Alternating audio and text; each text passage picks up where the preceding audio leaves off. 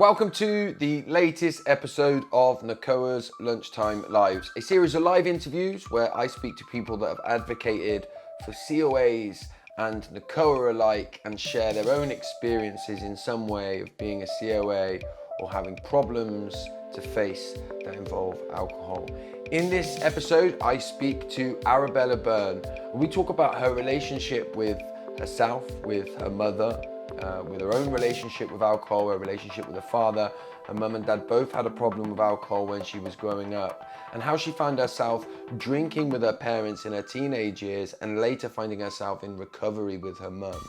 We talk about how this impacted Arabella's relationship with her daughter and how difficult she found that as a COA. This is a really powerful episode and one that's packed full of hope, actually. It's one that says that things can get better. Sit back and enjoy this, and if this is the first time that you've ever been here, then do make sure that you've turned on the notifications, subscribed, so you know each and every time that we post a new video. There you go, you're in. Yes, okay.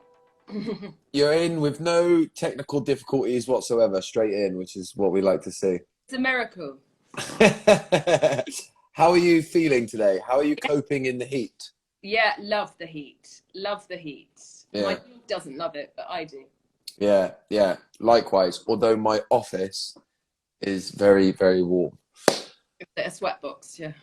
It very, very much so. It very much is. Listen, I'm really looking forward to this today. Yeah. Hopefully we'll get lots of people come in and join us and maybe get some questions. And then for everybody that is watching, these do go onto our YouTube and Instagram and everything afterwards as well. So there'll be lots of people that are looking to join up. But why don't I hand it over to you and just give you a chance to tell us a little bit about who you are and what you do in the world. All right, okay. So I'm Arabella Byrne, and I am a journalist and writer, and I write regularly for The Spectator, for The Critic, for The Oldie, and I am also writing with my mother, who's a novelist, and I'm going to talk about her a lot later. I'm also co-writing a memoir of addiction and healing, and about this journey that my mum and I have been on, which is something that I've been thinking about doing for a really, really long time. And what I really what I really feel strongly about sort of getting across is this idea of growing up as a COA, but also being an addict yourself, and kind of thinking about the ways in which you can kind of deal with your mother's recovery and your own recovery simultaneously, and how that kind of dance works within the sort of motherhood bond, and and also how the rest of my family see that as well, which I think, because I think it's quite an unusual sort of position to be in. And I know that we were talking about this yesterday. We were talking about I was telling you about just the sort of the weight of information that my mother and I kind of shoulder together about, each other. And I think normally for most addicts, they're kind of their time in recovery would be a very sort of insular thing.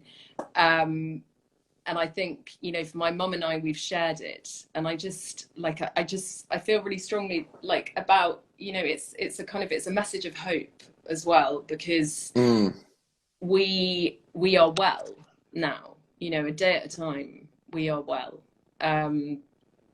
But I think it's a long journey. I think it's a long journey. And I think I said, for those who read my article, I think I said about it's very much a sort of it's not a linear journey to a certain extent, because we go backwards as much as we go forwards in this family dynamic. And so as a way of starting, because I don't know how many people would have read the article, and I read the article when it came out, and then I actually reread it again this morning, and the journey from your childhood to then your kind of drinking, which happened together as well, right? Yeah. And then your recovery journey started so close together as well. Yeah, very much. Yeah. Shall we start Hmm. from like your memories of childhood and what it was like growing up for you and what the situation was like and all that kind of stuff?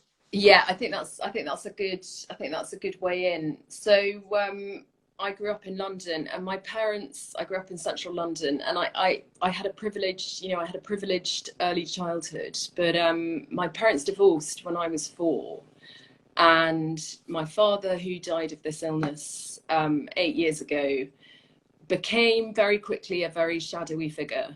Like, we saw him sometimes, but there was not, as I remember it, like a definite arrangement in place for us to see him every other weekend or anything like that. And I remember there being a lot of anxiety about like whether we could see our father at the weekends. Like there was always an element of like of sort of, there was always this huge element of the unknown that I think as a child I sensed, but I didn't fully understand. So my mum was very anxious about us getting into a car with him. She was anxious about sort of what we might be doing with my father at such, when we saw him at the weekends. And I remember like in maybe being 7, 8, 9, and like often, and I think a lot of COAs say this, like often being in a restaurant with my dad, like while my dad was drinking, my sister and I would be kind of like playing under a tablecloth somewhere. And so my dad left, and my mum, as a single mother and as an addict, I think life was really, really difficult for her. And I have lots of memories of of being at home and sensing that my mum wasn't okay. And what I did with that feeling of sensing that everything wasn't okay was that, which is very common, I turned it in towards myself. And I felt that I wasn't okay, and I wasn't sort of, I was defective in some way. And for me, this anxiety and this worry kind of like manifested in like a desperate, which I find quite funny now, but I don't think it was funny at the time. Just this desperate desire to clean the house. Right, yeah. I would constantly I'd constantly be kind of tidying up or smoothing things, which is like a classic desire for control and order that I obviously felt I wasn't getting anywhere. But I mean, I would constantly be kind of like cleaning the bathroom. This was maybe age like 7. I felt very panicked by mess of any type. I found that really difficult to deal with. And in fact, I still do. Like my husband's always saying, like, could you not make the bed while I'm in it, kind of thing. He's like, don't worry about it. And like I see that these are things, these are COA habits that I've like brought, that I've kind of like brought over into my present. And and I have to kind of be quite careful about that, really. But that's sort of an aside. So yeah, my parents divorced, and my mum had a hard life. She was trying to raise 2 small children. She was trying to look after us. She was in a constant battle with my dad over maintenance, over the money. So it would be like my father was meant to send the maintenance check for us every month, but this is before the days of internet banking. This is before all of that. So it was like I was very aware that it was like, has the money arrived? It was, has the letter come with the check in it? Will we be okay? These like fundamental awarenesses about, will I be okay? Are we going to be all right? And I felt very strongly that perhaps, I felt that we wouldn't be okay. And a lot of that was tied up with financial insecurity, which I think stood in for like a greater sense of insecurity that I had anyway. And I want to say as well that my mum did, she did the most fantastic job despite everything that was going on for her in like encouraging encouraging me and my sister to read and to like lose ourselves in another world. You know, my mum's a writer, she's a novelist, and that was hugely nurturing for me when I was growing up. This idea that you could lose yourself somewhere, and that you'd be protected within the pages of a book, and you know, it would be that sort of idea. But all of this kind of played out against the backdrop of addiction and like just the day-to-day stuff about addiction. I feel like I should talk about that because like as a COA, I think, you know, there are lots of things that happen in a COA household that perhaps like are not, you know, that we think are normal. Other people would think that's not normal at all. So things like, you know, my mum was like often had to lie down for long periods of time. So like I remember in the afternoons, like not exactly knowing, you know, like what would happen or who was coming round. There was a huge like air of uncertainty, I think. And I feel that kind of like sense of uncertainty sometimes myself today, and I sort of have to watch it. I feel the need to be very planned. I'm not sure that that's like, you know, that's very helpful. But we saw my dad intermittently, and kind of like into my early adolescence, not really at all. We didn't see dad at all. I think that's because his illness had taken on like a new direction at that point. And we know that it doesn't get any better, but for him it had taken on something that I think was altogether a bit darker. And I'm not sure that he was really able to like see us in that way. And so yeah, I think probably the best way in of like talking about this is, I was thinking about this yesterday, is that I remember once when I must have been about 9 or 10, and a school friend's mother was giving me a lift home from school, and I remember we were driving past Shepherd's Bush roundabout. I don't know. Anyway, grew up in West London. We were driving through Shepherd's Bush roundabout, and I looked through the window, and I saw my father on the street, and he looked unsteady. He looked, you know, so this is someone I hadn't seen for quite a long time, and suddenly through the window of the car I see my father, who looks visibly to me age 9 like he was drunk. And I remember like this really hot burning shame of embarrassment, and I remember thinking that I mustn't talk about it. I don't remember telling my friend or her mother that was my dad. Like I remember very strongly feeling that I should conceal what I'd seen, and that for me is like a really kind of emblematic story of, you know, of the silence that we grow up with. You know, I think my instinct might have been to say, that's my dad, but I felt very strongly that I shouldn't tell anyone. I felt, you know, I think also there's something quite horrifying as a child to see such vulnerability. Yeah. Particularly seeing such vulnerability in somebody who you would, you know, in the normal home, should we say, would be looking towards that person for safety, right? Yeah. So I think it was like understanding that you know, that my father was not available for that, and that was, you know, that's a hard thing. I think that I had other father figures in my life, like growing up. I definitely had other father figures, but I think that when I kind of like, you know, in my teens and my early 20s, I think that caused a lot of, I think, you know, and I think you read about this a lot in COA stuff. It's like, you know, like looking for a romantic partner. I think that children of alcoholics come kind of like laden down with the baggage of their past, you know, because you're looking for something and you don't know what it looks like. You know, you don't know what that looks like. You don't know what normal is, and you don't know what a relationship should look like. And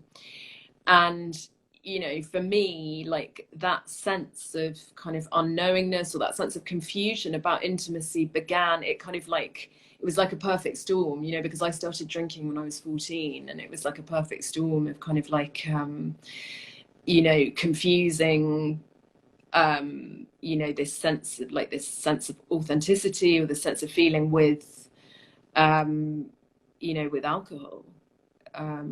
And that carried on, you know, for 12 years. Mm. Mm. You talked about that moment where you saw your dad when you were with your friends when you was like 10 years old. Yeah. Do you remember in the sort of that stage of your life, or even the years before, Yeah. you talk about how you kind of you had that constant fear and worry about like the paycheck coming in, and you sort of would see your dad in that way. Do you ever remember a stage when you started to realize that perhaps that wasn't the way that a lot of other children were living? Do you remember a stage like that? Because a Yeah, lot of very talk much. about Yeah, very struggling with much. normality. Yeah, so uh, I think I did what children do to survive, is that I became very attached to other people's families. So I was like, you know, I remember kind of like I had a childhood friend, and I think I must have spent every single weekend at her house. So I effectively took matters into my own hands, and I think I kind of like moved out. You know, and I think I remember feeling very much that I wanted to live in a normal house, you know. And I know that all children are to a certain extent embarrassed by their parents or things like that, but to me this felt more fundamental. It was like I really, you know, I really want to live, I really want to be in an environment that's perhaps more normal. I think as well, this is coupled with the fact that I grew up in a very bohemian environment. So my mum's a writer and my stepfather was an artist, and so, you know, we didn't look like, you know, even if you hadn't thrown everything else into the mix, I'm not sure we would have looked like other families. So, and I think also there was like this definite sense that like being different was prized, you know, like we celebrated that in some ways, and I very much kind of fell for that idea when I started drinking, that I was different. You know, this kind of like romantic narrative about alcohol and its potential for, I don't know, creative whatever, you know. I mean, I don't want to call it genius, but I think there's like a really strong and quite unhelpful association between drinking and writing, or drinking and producing any kind of creative piece of work, be it a painting, a piece of music, a book, you know. So I think, you know, I think at the same time that I was realizing that we weren't the same as other people, I can't say that I was like fully condemning that either, because it looked to me to be quite exciting. You know, and I think when I got sober, there was a huge sense that I was like leaving behind this sense of exception, this sense of like exceptionality about who I was. I mean, for my mother, it was far greater. You know, she, you know, for her, who got sober in her mid-50s, it was like leaving behind, you know, it's a sense of mourning, I think, you know. I think that sobriety is like intertwined with quite a lot of grief, you know, for a lot of people. I think because I got sober when I was 26, I think that sense of, you know, I think that sense of saying goodbye to an old life, I mean, I might have felt it, but I don't think it was anywhere like as extreme, you know, if you get sober in middle life and things like that. So yeah, but I mean, to answer your question, did I want to be like other people? Yes, like desperately so. Yeah, yeah. And did your mum's drinking progress, or was when your dad had left, was your mum drinking quite heavily, or was it something that kind of kicked on then, or is it something you remember ever since the beginning? Yeah, no, I think it definitely progressed over time. It's funny because like now I'm trying to get the proposal for this book, and I've been looking at photos, and I realized that like in a lot of pictures of you know, of my mother when she was young, like that there is a glass, you know, there is a glass there. There's a glass in almost every picture. I mean, from with my father, that like I accept that as absolutely red. Like there's a glass and a cigarette in most photos of him that I have. But I think no, I think for my mother, I think her drinking progressed. I think it was something that took her by surprise. I think it was bewildering. I think that she had, you know, I think that she thought, I think that, you know, she was very caught up in this idea of drinking and writing. And I think, you know, I think when it spiraled out of control, I think, you know, I think that was quite shocking for her. Do you, when you, and how old were you when you said you started drinking alcohol yourself? I was 14. Was that, did you always feel like you would drink alcohol, or how did the relationship with alcohol come about at 14? Yeah, I mean, I always felt that I would drink alcohol. I remember being like, you know, I remember being kind of like 10 and sort of fantasizing about, you know, being a grown up, and adulthood was very wound up in the idea of drinking. You know, it was like, if you're a grown up, you drink. I think that, you know, I think I started drinking when I was 14. I'm not, I mean, I sort of, I'm not sure that anyone really noticed, you know.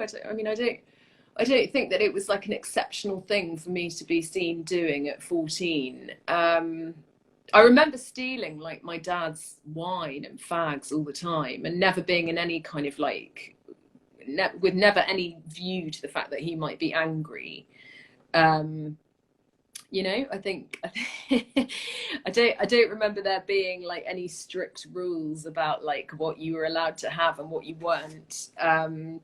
And you know, but I definitely always wanted to drink. I saw it as like a really important fact of adulthood, but also of like, you know, kind of like pleasing my parents in a way. And like when I was in my late teens and my early 20s, I found that alcohol was like the, you know, it was a way of talking to my dad that I'd never had before. It was a revelation. You know, we used to go out for dinner, my dad and I, and we used to, you know, I remember feeling like, oh my God, like, you know, we can talk, we have wine, you know, this is finally, this is like the channel with which we're going to connect. And for a while, it felt like that was the answer, you know, it was the answer to be able to say what I wanted to say with my dad. Because when there wasn't alcohol around, you know, I can remember lots of car journeys just sitting with my dad in silence,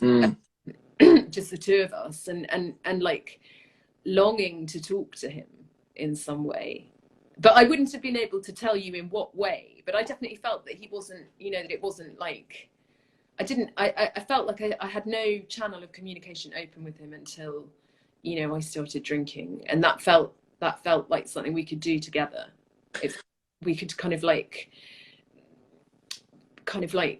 sort of weld pain and kind of the silence into something. Yeah.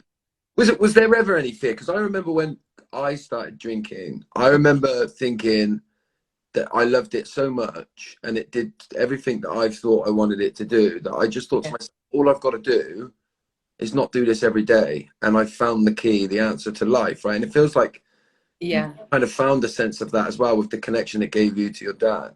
Oh yeah, definitely. So it definitely gave me some sense of, you know, I felt like I was living, you know, I'd opened some channel, not just to speaking to my father, but within myself, some kind of channel of sort of communication with perhaps like the sort of, you know, and I also think for women, I think there's this very curious thing that, like, you know, women are very confessional when they drink together.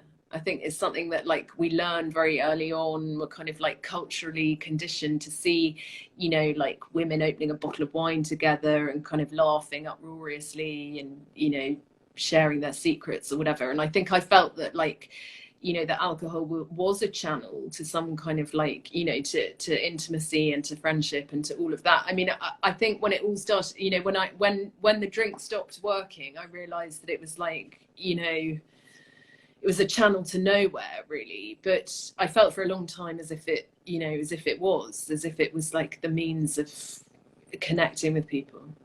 Did it change your relationship with your mum as well? Because I want to read the quote because I picked it out and I've got to find a way to get it in. Yeah. I found it really powerful in the article that you wrote. I think this was about before you started drinking, but you said even when she was present, she was absent.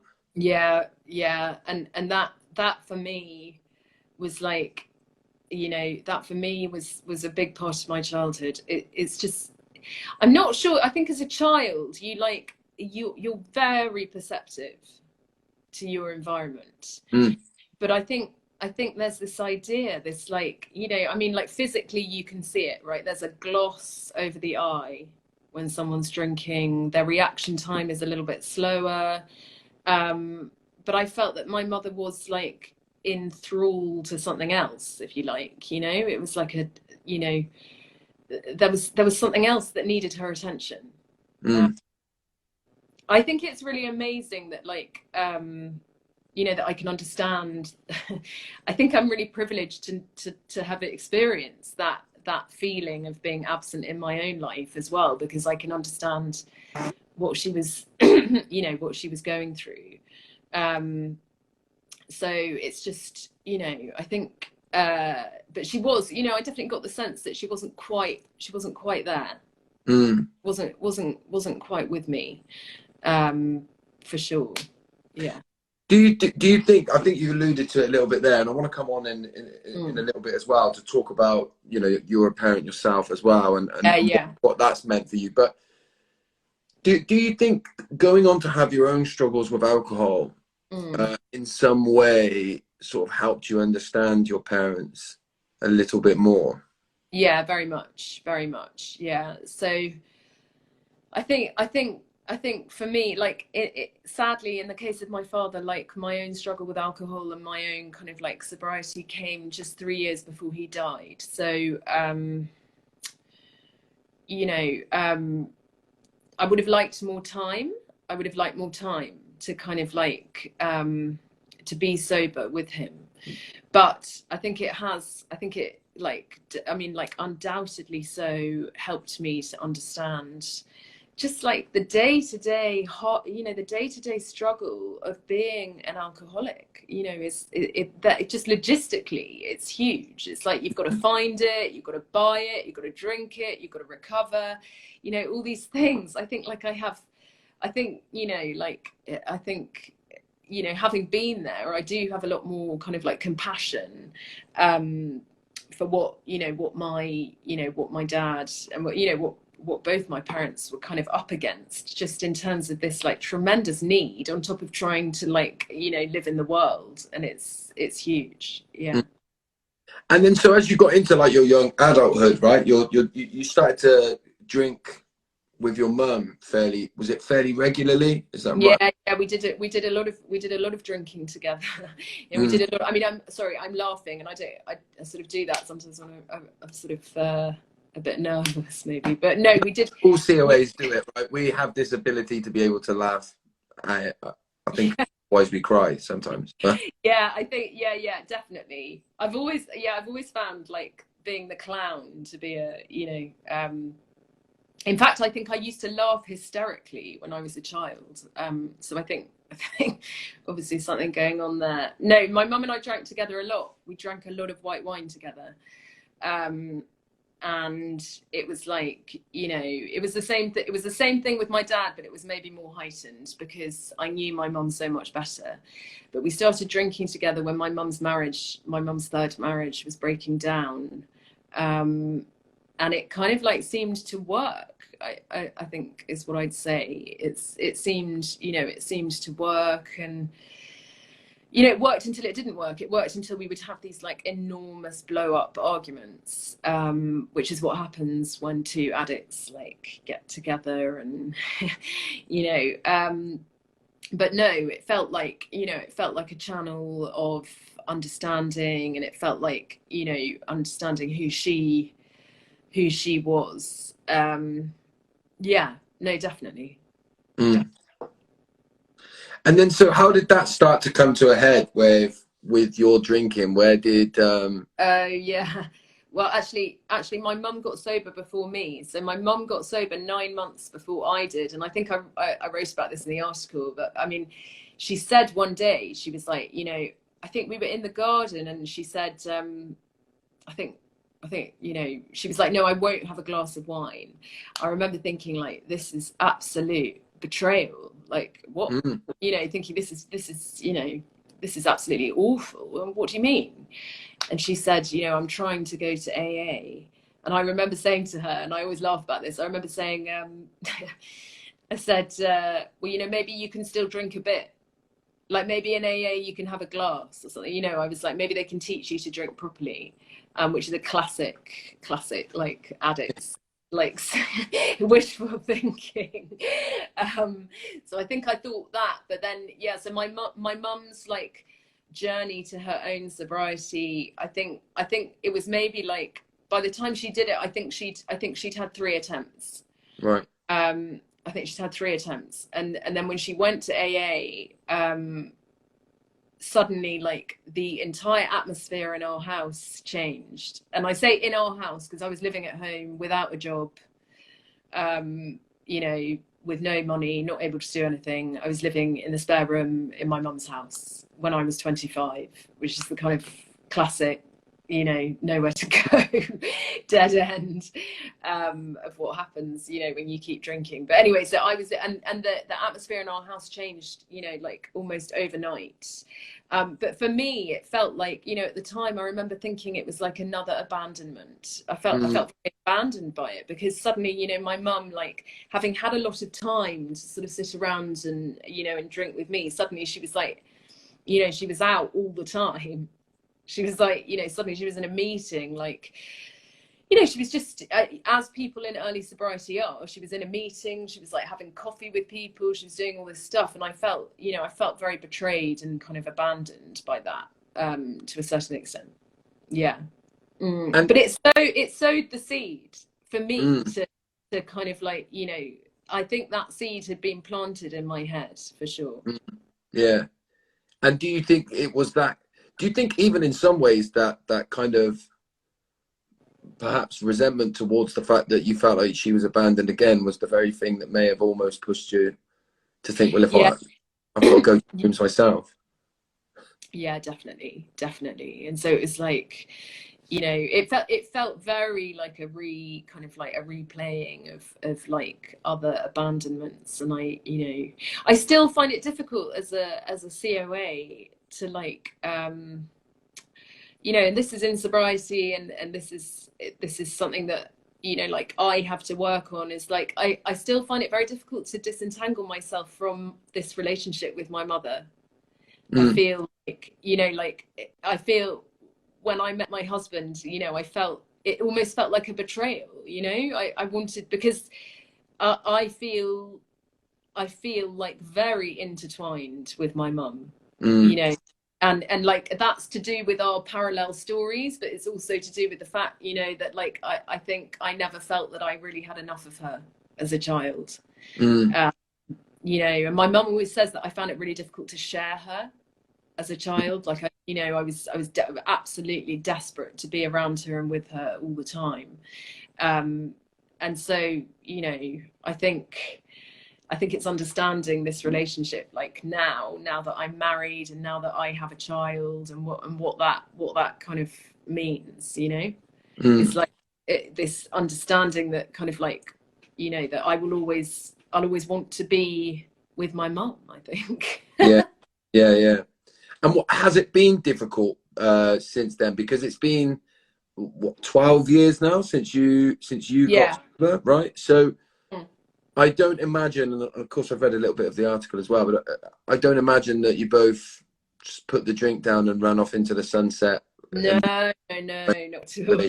Yeah, not not at all. No. So I mean, you know, like with anyone's sobriety, you know, there have been ups and downs, and we've definitely had like moments in meetings where it's been, you know, like we've been, so we got, because we got sober in the same place, we became like a kind of double act in meetings. And I think in early sobriety, I think we used to act out on that a bit, you know. I think we used to play to the crowd a bit with that. But you know, you know, I've certainly been in AA meetings with my mum, hearing her share and thinking, no, that's not what happened. And like, or, you know, or like, you know, this is not the person I know, you know, I'm not, you know, I don't kind of like, you know, just understanding that she has an identity in the rooms that is not to do with me.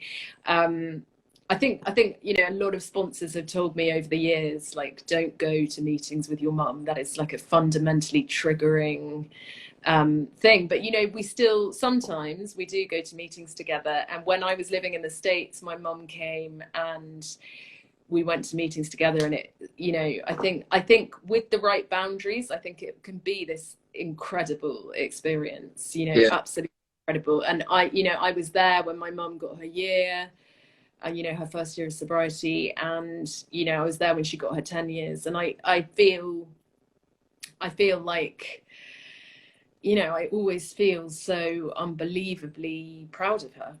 You know, I feel really proud of her. And you learned some things, right, about some of the experiences that you had when you were a child. You've now heard your mum speak about some of them. Yeah, so it's like, you know, it's this very, and I think we were talking about this very kind of like surreal position of being like, and it's a privilege, but it's also, it comes with its own problems. It's like hearing my mum talk about aspects, you know, time periods during my childhood where she was really not well, and kind of like doing this join the dots, you know, that you do this join the dots of like, how old was I then? You know, like making these internal kind of like calculations about like what was going on, you know, at that time. But I think that like, I think also, you know, I think for my mum and I, like, you know, we have to negotiate this issue of our anonymity quite carefully, because, you know, it's understanding that, like, you know, that there can be, it's okay for us to have elements of our story or elements of our sobriety that, you know, that we don't share with each other. And that's okay. You know, that's more than okay. But I think for a long time I felt as if I should like have, you know, give my mum like full disclosure to everything that had ever happened. And so, you know, I think it's about like understanding, you know, like if I don't tell my mum something, it's not that I'm withholding it from her. I'm just keeping that for myself or for my sponsor or my home group, or, you know, how. Yeah. And you're an adult now, right? So you have your own boundaries. You're your own autonomous person, so that makes sense. Well, apparently, yeah. And so then let's talk a little bit about becoming a mother. How far into your sobriety did that happen? Right. So when I had my daughter, I was 7 years sober when I had my daughter. And like there's a really good chapter in a book I have on COA about, like, I think it's called like the final frontier, like parenting as a COA. And I think final frontier sounds about right, really. I found I longed to have a child. I absolutely longed to have a child, which I think is part of the fantasy that all COAs kind of like indulge in about making good or making new or something like that. And I was very, very desperate to have a baby, and I was very lucky. I got pregnant very quickly, and then I found being pregnant to be unbearably hard. I think I was like, you know, going through some kind of like psychic splitting or whatever from my mum. So I was kind of like leaving behind daughterhood in some way, and kind of like journeying towards motherhood. And I found that, like, I found it very difficult. I found it, you know, I had antenatal depression, which I really struggled with. And then when my daughter was born, well, when my daughter was born, she was not a baby that like was in the maxi cozy car seat sleeping. She she was like a baby that cried. I mean, she had colic or whatever, you know, she had the crying thing anyway. And I found that to be like I found that to be unbearably hard. The sound of the crying, I'm sure all new mothers say this, it was the extent of her anguish and her need that I felt I would never be able to meet. I just like, you know, I sort of went into a bit of a decline really after my daughter was born. And you know, I look back and I can see now, she's nearly 4 now, but I look back and I can see that I was going through some sort of change at that time. I was like, it was sort of saying goodbye to something. Right. Saying goodbye. And I think it was also like, and I think that all new mothers have this, it was the shock of parenthood, which is absolutely, I mean, overwhelmingly difficult, I think. But I did find it really hard. And I think that like just on a day-to-day level, that manifested in like a desperate desire for control. So like I wouldn't let anyone else hold her, you know, all that stuff that you see with young mothers who are really strung out. I wouldn't let anyone else hold her. I became completely obsessed about the sleeping and the naps and the this and the that. I drove everyone mad with the, like, you know, I just found it really hard. And you know, that's a complicated thing for me, because I sometimes look back at photos of her when she was a baby and I feel that I maybe wished it away, you know, like I feel sad when I think about that, because I think that that's part of her life that I couldn't enjoy so much. Yeah. I want to say that like I'm like incredibly lucky to have a really healthy child. So I feel I kind of like tried to stay grateful, but I think because of, you know, my childhood and because of, you know, what had happened, I think I found it very hard. Yeah. And as you can see, I mean, as you've seen throughout the whole time you've been talking, people are talking about how much they relate to a lot of what you say. And I know, particularly having spoke to a lot of people, particularly mums, I'll say particularly mums, I think there's you know, it'll be the same for dads in some ways as well, but I do think particularly for a lot of what you've just said there is so much.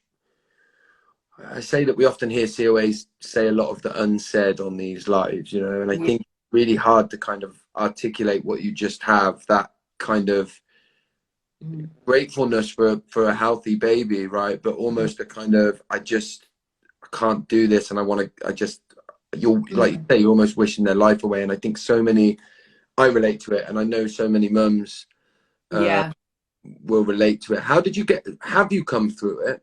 And if so, you know, what do you do?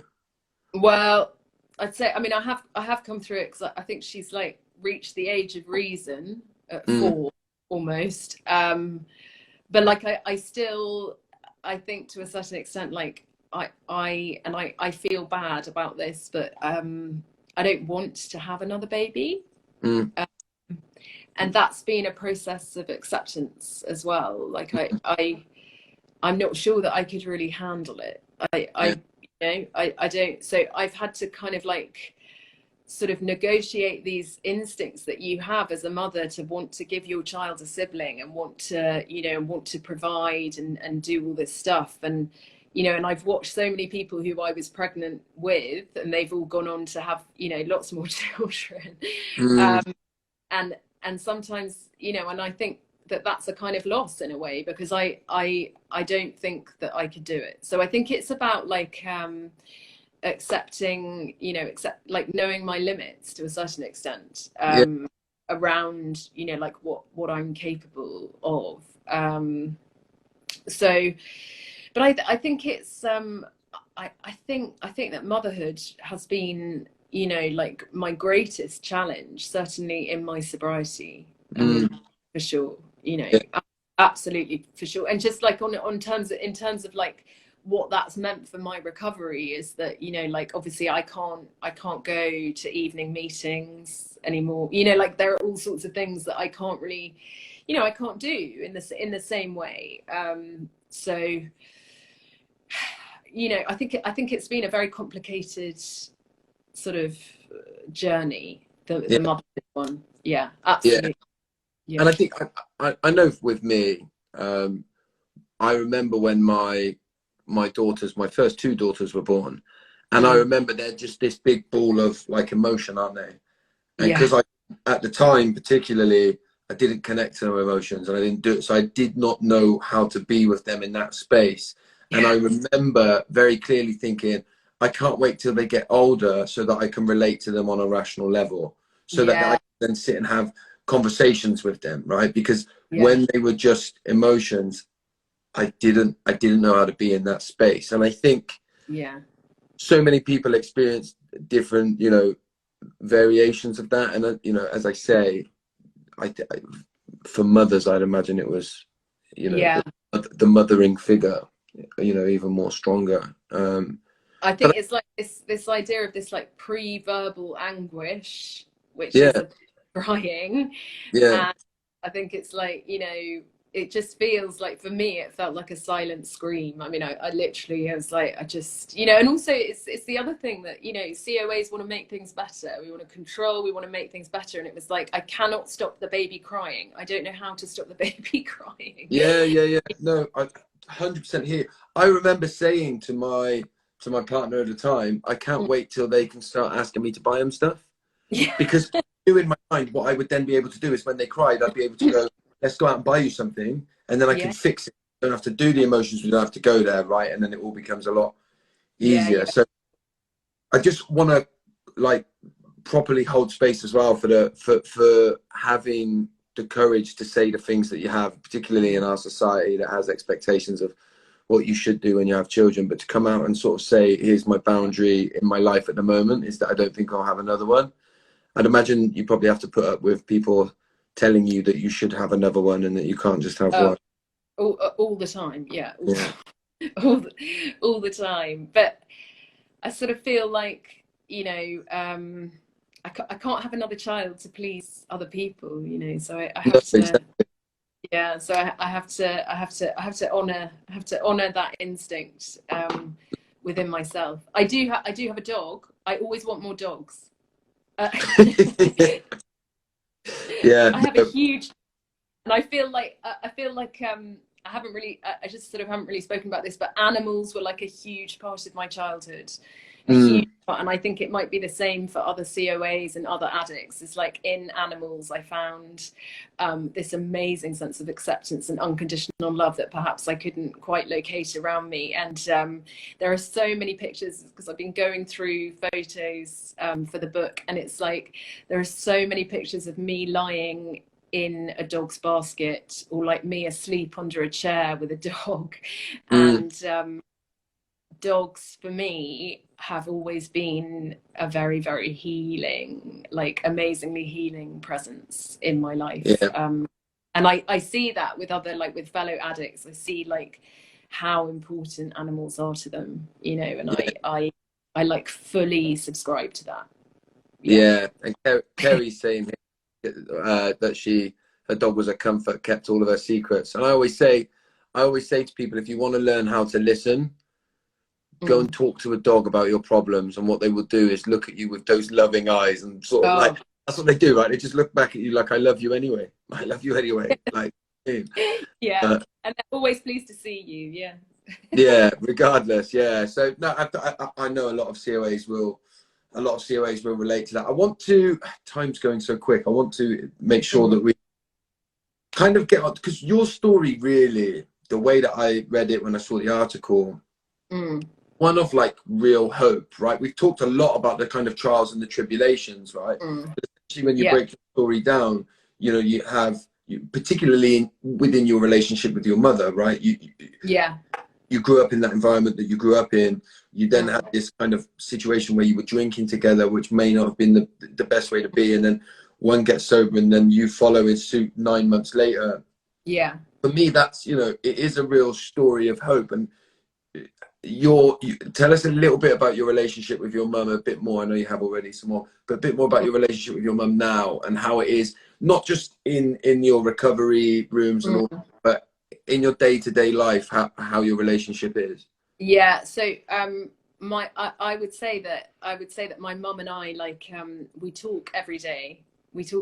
And like that's partly because we're both writers. So we're always like, I think that recovery and our relationship now has, like, it's freed us to be able to kind of like talk about our work together, which has been which is like a huge gift. And you know, and we're not kind of like consumed with the business of, like, well, so much anyway, you know, we're not, you know, consumed with the business of like resentment or, you know, so I would say that we have this really amazing this like really amazing relationship, actually.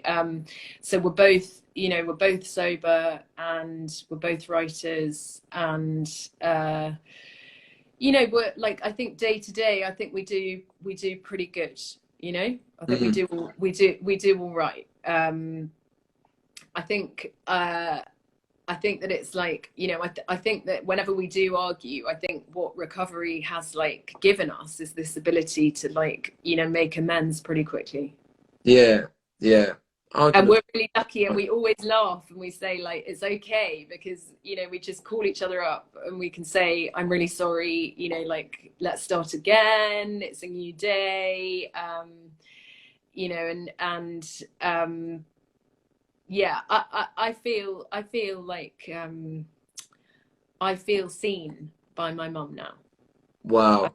Yeah, I feel like my mum is very much present now. So I suppose that is, I believe that you can start again, that you can have a different relationship with your parents. I really believe that. And like, I know that my mum would say that she's able to, like, have this relationship with me that is, like, you know, I'm not her, I'm her daughter, but I'm an adult with her now. Yeah, and that's big for us. I mean, look, the line of, you know, I feel seen by my mum now is just, I think so many people that will go straight to their kind of heart, you know what I mean? Because there'll be a lot of people that have, you know, may never get that opportunity, and that there'll be a lot of people that will be hanging on to the kind of hope that one day that they get to do that. And I do think that your story, that, you know, the big thing to take out of it is that change that did come. Just while I'm talking quickly, if people do have questions, chuck them in. We've got 5 minutes, and then I can ask Arabella some of them. Hillary's been on as well. Hillary's our CEO and founder. Oh, yes. She said, thank you for your honesty and courage. Becoming a mum was like a bomb going off. It was wonderful and terrifying, worrying that I'd be like my mum. I found myself through COAs and the COA. Did you have that worry that you would be like your mum? Do you have that worry? Yeah, definitely. Definitely, yeah. I think I was very conscious of, like, the way I parented my, you know, when she was a baby. I was like, I think it was this sort of process of detective work. I was like, is this my mum? Is this me? I was like, am I the pet? Am I my mum? You know, I felt very much like I wasn't quite sure, like, who was talking. I think a lot of the parenting style that you have, I'll call it that, is absolutely, like, passed down to you. I don't, you know, by what you had, you know. And so I think I was very kind of, like, sort of confused about whether this was me or whether, you know, it was someone else, or my mum. So, you know, I also want to say that, like, there were loads of really good things that my mum did when we were children. Like, we definitely went to bed. We went to bed. I think we had a bar. I think we always had a bar. Things like that, you know. But I do think that when I had my daughter, I was trying to kind of, like, find my voice, parenting wise, and maybe not, you know, maybe that has something to do with the past. Yeah, I think there's like I always say that, you know, I've been on this healing journey, and I know the things that happened when I was younger and the ways that perhaps my dad was that impacted me in the way that they did. And I think there's nothing quite as difficult to navigate as a parent when you behave in a way that you know your parent did, and you know that it wasn't nice when you were younger, and you find yourself doing it, think, wow, I knew, like, and I'm still doing it. And I guess that's one of the, you know, one of the kind of difficult things that we navigate as a COA. Yeah, absolutely. Someone's just said children are the biggest motivation to break cycles and heal trauma. They're also big triggers. And I do think that's one of the biggest contradictions, right? It motivate us to want to change and create a different life. But I lost my dad when I was 9. And when my daughter turned 9 years old, I fell to bits. I went through this really tricky time because it triggered me in that way, you know? Yeah, I definitely think I felt that. Yeah, I mean, I found the tantrums like really, I found that very triggering. It's like this like, it's such an abject expression of like anger and like whatever. I mean, you know, I found it really difficult to kind of like not throw a tantrum myself, you know. I felt very transported back. I mean, I felt at times when, you know, when my daughter was 2 or whatever, I felt like, you know, I wasn't quite sure if like who was behind the wheel of my life. It felt like, you know, is it me as a child, or is it, you know, I felt very much like someone else was in charge. I found tantrums possibly the hardest thing to deal with, partly because, you know, I just it just felt really triggering about, you know, about trying to like ask someone to be reasonable, which is like so much of what you deal with as a COA when you're growing up. It's like, I don't understand, why is this frightening, please stop it, you know? I really felt like that.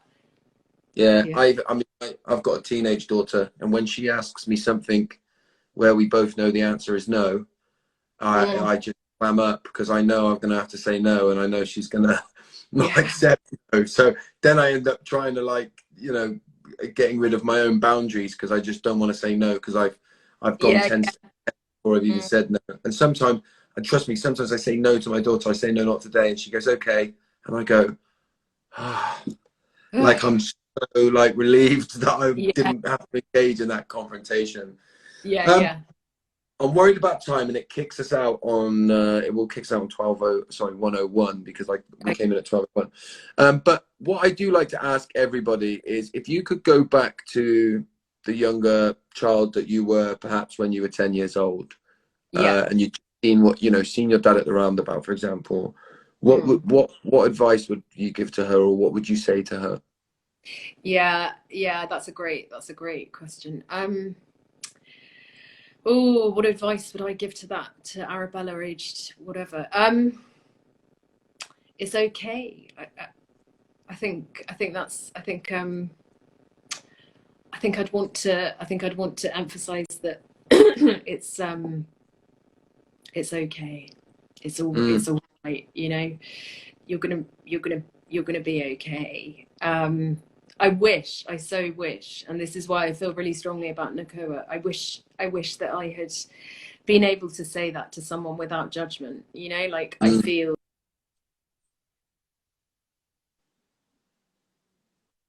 able to say that to someone and kind of like without worrying that I was upsetting them or like telling them other things. But I think what I would say to my childhood self is like, you know, it might not look as you thought it might look, but you're gonna be okay. And that seems to be, you know, that sense of I suppose like you are loved. You know? And I think that's all we really want, right? Is to know that things could be okay, and that we are loved. It is that simple. And I think what's incredible about your story is that, give it a few years and you could go back to your 10-year-old self and give them a book that you've written with your mum, all about how life can come back to itself, right? And that's what's most amazing about your story. Hilary said thank you, welcome to NACOA, and she's looking forward to meeting you. We've got sharing love from Jules, who's put that. in the comments. So listen, from a personal perspective, I've really enjoyed this conversation. It's one of those ones that could have gone on for a couple of hours. Yeah, it's been so great. Thank you. Yeah, and I really appreciate you've said some things. You've said a few unsaids today, and I think that's really important because as COAs, we don't often get to hear people say some of the things that we think and feel. Yeah, not in the absolutely. most other people get to. So I think, you know, I'm grateful for your courage for doing that for us. And I look forward to sharing this with everyone. And listen, I'll give you an opportunity. Is there anything else you want to add before we shut it down? Oh no, not really. Not really. I think I'm a bit spent, but it was we can get better. I think it's probably what I say. Yeah, absolutely. I think this like I think COAs, I honestly think that COAs go on to do quite amazing. I agree. I think yeah, when we come back to ourselves, we're certainly the most incredible people I know.